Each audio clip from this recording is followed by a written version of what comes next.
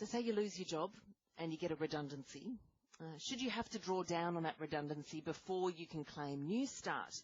Well, these changes to the rules will mean that you'll have to wait 6 months to get before you can receive Newstart benefits if you have liquid assets of $18,000 or more. The opposition has some concerns about this bill. Linda Burney is the opposition spokesperson for Families and Social Services, the MP for Barton, and I spoke to her. There is a bill in the Parliament called Social Security Integrity Bill, and Labor is incredibly concerned about it. The reason we're concerned is that there are major changes being proposed for the government for no good reason other than saving money to the liquid assets test. Now, what that means, if you are, for example, a worker whose industry has closed or gone to another jurisdiction, and you may have a modest redundancy payment, you have to wait at the moment 13 weeks for qualifying for a social security payment, probably Newstart. The government wants to change that to 26 weeks, which is 6 months, and the thresholds are very unrealistic and completely unfair for people that have worked their entire lives, paid their taxes and done the right thing. Okay, so what is the threshold that the government's proposing? So the government threshold that they're proposing is that if you are single and you have $18,000 in liquid assets, that doesn't mean necessarily money on hand. It can be shares, it can be money that you've lent people or, for example, your children. It can mean a range of things. And if you're a couple, it's $36,000. The government is arbitrarily, without any logic, without any explanation, changing the wait period from 13 weeks, which is a quarter of a year, to 26 weeks, which is half a year.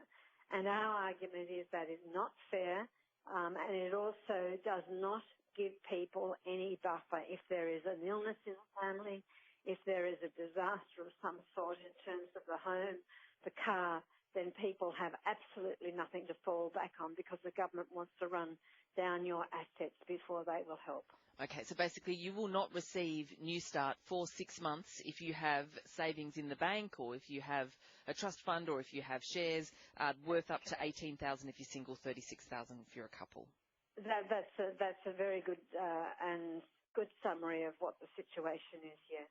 Okay. I mean, some people would say that's fair enough. That's what those sort of savings are for. That's what those sort of things are for, to draw on if you find yourself without employment.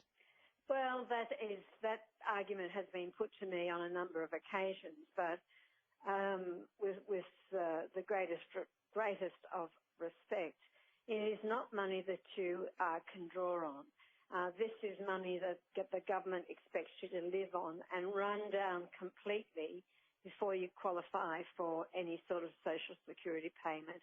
And for people that have worked their entire lives, that have paid taxes, that have done the right thing, we believe that this is an impost that is unacceptable.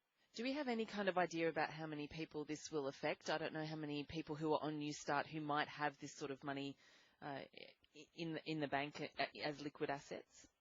Well, it will affect particularly people, and this is the other kicker. It will particularly affect people who have been in an industry for 30 or 40 years. For example, the car industry in South Australia. In the Shoalhaven area, there's a number of businesses that have changed dramatically, particularly in Wollongong. In Wollongong alone, there are 5,800 people on Newstart. In the Sheller Harbour area, there are 2,100 people on Newstart. And the other thing that's really important in this discussion, Melinda, is that most people on Newstart, or the fastest growing bulk of people on Newstart, are over the age of 45 through to 55. And for those people to retrain, particularly if you're in that 55 to 60 bracket, and get another job, is just a very difficult circumstance for people to find themselves in. And I suppose people of that age as well might have been saving for retirement or saving for a rainy day and may have saved over a period of decades of working. Or maybe, I guess I'm thinking also of possibly people after a marriage breakup where you might receive cash from the sale of a property that you don't necessarily want to have to live off immediately if you're looking to buy again. Well, that's exactly right. This is actually a measure that pushes people into poverty. And the social security system is there to support people when they need it. It should not be used as a blunt instrument to punish people. So that is the Opposition's spokeswoman for Families and Social Services, Linda Burney, about that legislation that we